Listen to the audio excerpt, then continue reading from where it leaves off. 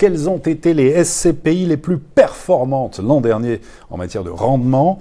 Et y en a-t-il des nouvelles à suivre, notamment sur le Grand Paris? Alors, les plus performantes. Alors, les plus performantes, l'année dernière, on a eu des SCPI qui ont offert plus de 7% de 7%, rendement. Donc au-delà des Voilà. 4,5% qui est la moyenne. Hein. Donc 7%. C'est important de rappeler que il y a eu Quorum XL et Quorum Origin. Et puis après, on a eu d'autres SCPI qui ont offert aux alentours des 6%, Vendôme Région, Épargne Pierre.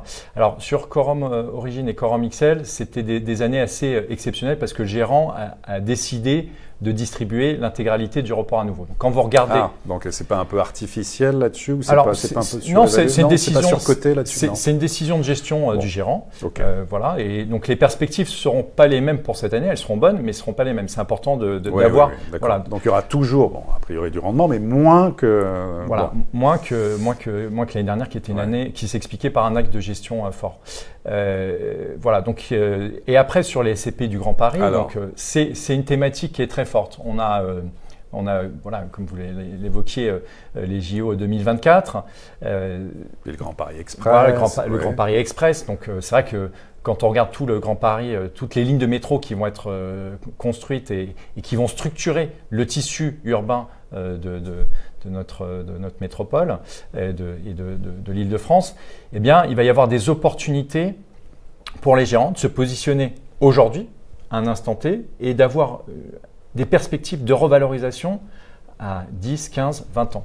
Et là, ça mélange à la fois du bureau, du commerce, du logement, en tout cas pour les SCPI. Pour les SCPI qui investissent principalement en bureau, commerce, logistique, hôtellerie, un petit peu de logement, mais vraiment à la marge. Et ben c'est vrai qu'il y a le rendement immédiat d'avoir des revenus, mais il y a une perspective potentielle de revalorisation. Et on entend parler de PF Grand Paris. Alors, qu'est-ce que c'est? Alors, c'est une SCPI de Périal qui, historiquement, était très investie sur l'Île-de-France et qui a décidé, pour expliquer un petit peu mieux, pour que vous, en tant qu'épargnant, vous puissiez investir, j'allais dire, en connaissance de cause.